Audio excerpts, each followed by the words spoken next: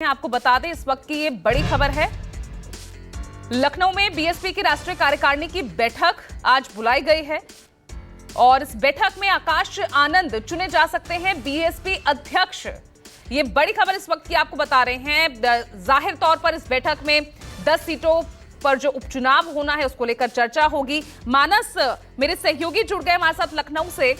मानस, जाति और धर्म तो चल ही रहा है, लेकिन यहां पर एक और बड़ी खबर ये, क्योंकि मायावती जिसका वोट बैंक छिटका है, क्या बुरी गर्त इस वक्त देखी गई है लोकसभा चुनाव के नतीजों में यूपी में। अब ये राष्ट्रीय कार्यकारिणी की बैठक और आकाश आनंद अध्यक्ष चुने जाएंगे, जो बैकफुट पर जिन्हें धकेला गया था ठीक लोकसभा चुनाव से पहले।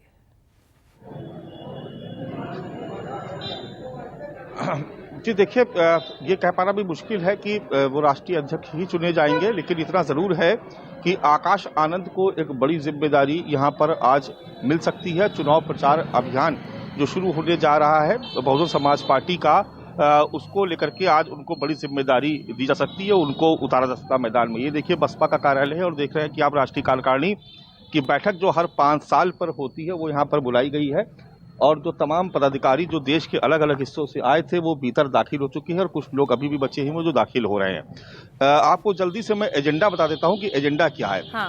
2-3 प्रमुख एजेंडे हैं। पहला एजेंडा ये है कि आज मायावती को फिर से, जो 5 साल पर राष्ट्रीय अध्यक्ष चुना जाता है, फिर से राष्ट्रीय अध्यक्ष चुना जा सकता है, चुना जाएगा ही, चूंकि हमारी जो अलग अलग राज्यों से जो प्रदेश अध्यक्ष आए थे, बिहार के और मध्य प्रदेश के, उनसे हमारी बात हुई है। दूसरा ये कि आकाश आनंद को एक बहुत बड़ी जिम्मेदारी आज दी जा सकती है। चुनाव प्रचार में मायावती से पहले उनको उतारा जाएगा, जो अलग अलग राज्यों में चुनाव होने और खासतौर से उत्तर प्रदेश के जो विधानसभा उपचुनाव है। दूसरा एजेंडा ये है। तीसरा प्रमुख एजेंडा यह है कि इंडिया गठबंधन के खाते में जिस तरीके से दलित वोट बैंक शिफ्ट हुआ, तो अब ये माना जा रहा है कि दरअसल दलितों को बहकाया गया। जो मायावती की जो बहुजन समाज पार्टी है उससे अगर दलित अलग हुआ है तो यहाँ पर इस बात पर मंथन होना है कि उनको वापस कैसे पार्टी से जोड़ा जाए। जो तमाम लोग आए थे उनसे हम बात कर रहे थे तो वो ये कह रहे थे कि बहन जी का जो संदेश है वो इस बात को लेकर के है कि आरक्षण के नाम पर संविधान खतरा बता करके इंडिया गठबंधन ने, समाजवादी पार्टी और कांग्रेस ने दलितों को गुमराह किया। दलित बिरादरी के लोग जो भोले भाले होते हैं वो उस बहकावे में आके वो डर गए कि कहीं आरक्षण खत्म ना हो जाए, लेकिन सत्य से कोसों दूर था ये। और आज मायावती का जो प्रमुख जो एजेंडा है, जो फोकस है, वो इस बात को लेकर के है कि दलितों को पार्टी से कैसे जोड़ा जाए। सर्वजन के फॉर्मूले को तिलांजलि दे करके उसको अलग साइड करके बहुजन समाज पार्टी फिर से अपने आक्रामक अंदाज में जो दलितों को लेकर के जो आवाज उठाई जाती थी, बहन जी का जो एक आक्रामक अंदाज जिसको उस बिरादरी के लोग बहुत पसंद करते थे, उनको लगता था कि सदियों से दबे कुचले लोगों के बीच में एक महिला ऐसी है जो अपने सियासी विरोधियों को भी बहुत करारा जवाब देती है। ऐसे में मायावती फिर से अपने आक्रामक अंदाज में लौटेंगी, इस बात को लेकर के भी यहाँ पर चर्चा हो रही है कि आखिर ऐसा क्या हुआ कि बहन जी को छोड़ करके गैर जाटों जो तमाम दलित बिरादरियां हैं जो वर्षों से काशीराम के जमाने से जो बहुजन समाज पार्टी के साथ रही, वो क्यों अलग हो गई।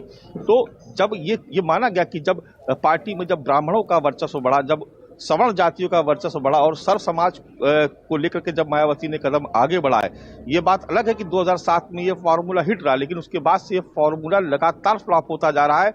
कोई लोकसभा, कोई विधानसभा चुनाव बहन जी नहीं जीत पा रही है। ऐसे में ये माना जा रहा है कि जब सब समाज के लोग आए तो दलित बिरादरी के लोग अपने आप को ठगा हुआ महसूस करने लगी और उनको कोई बहुत मजबूत प्लेटफॉर्म की तलाश थी। और उस वक्त उनको लगा लोकसभा चुनाव में कि इंडिया गठबंधन मजबूती से मैदान में है, इसलिए वो उधर शिफ्ट कर गया। तो अब मायावती फिर से अपने आक्रामक अंदाज में लौटेंगी। चूंकि पार्टी में एक युवा और तेज तर्रार चेहरे के साथ साथ भरोसेमंद चेहरे की भी जरूरत है। ऐसे में आज आकाश आनंद को कोई बहुत बड़ी जिम्मेदारी दी जा सकती है। हो सकता है कि मायावती उनको उत्तराधिकारी तो पहले ही घोषित कर चुकी थी, हो सकता है कि उनको आज कोई और बड़ा पद दे दे या अपने ठीक नीचे उनको कोई पोस्ट क्रिएट करके उनको दे दें। लेकिन इतना जरूर है कि आकाश आनंद को आज यहाँ बहुत बड़ी जिम्मेदारी यहाँ पर मिलने जा रही है। देखिए तस्वीरों में आप, ये अलग अलग राज्यों से लोग अपने लगेज के साथ यहाँ पर आ रहे हैं और जो पार्टी की इस राष्ट्रीय कार्यकारिणी में भाग लेने जा रहे हैं। इसमें कोई शक नहीं कि बहुजन समाज पार्टी का कई राज्यों तक विस्तार है और वो तमाम सारे राज्य के जो बड़े पदाधिकारी हैं, जो प्रदेश अध्यक्ष हैं या जो जिला अध्यक्ष हैं, उनको बुलाया गया है। और यहाँ पर एक बहुत बड़ी चर्चा यहाँ पर होनी है 5 साल में एक बार राष्ट्रीय कार्यकारिणी होती है। अध्यक्ष का ऐलान तो औपचारिकता होती है, उसमें कोई ठीक है। बहुजन समाज पार्टी और समाजवादी पार्टी हो, ठीक है। इसमें इस तरीके के ऐलान तो बहुत औपचारिक होते हैं। लेकिन इतना जरूर है कि आज की ये बैठक इस लिहाज से महत्वपूर्ण है क्योंकि आज दलितों को लेकर के यहाँ पर चर्चा होनी कि उनको पार्टी से कैसे जोड़ा जाए। चलिए ठीक है माना साहब, लगातार बने रहिएगा। तो ओम सुधा, इसी से जुड़ा मैं आप ही से सवाल कर रही हूं क्योंकि आप ही छिटके है ना, आप ही का विश्वास टूटा है मायावती से, अब वापस एग्रेसिव मोड में नजर आ रही हैं।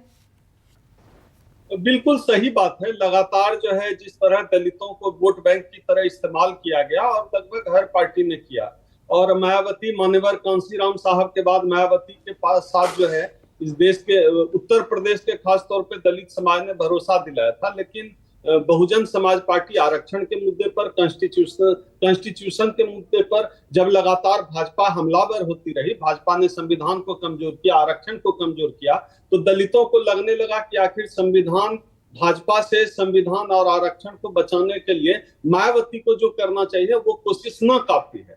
तो उनको विकल्प के रूप में जो है राहुल गांधी लगातार जो है संविधान लेकर आ गए। तो दलितों का विश्वास राहुल गांधी की तरफ गया, अखिलेश यादव की तरफ गया।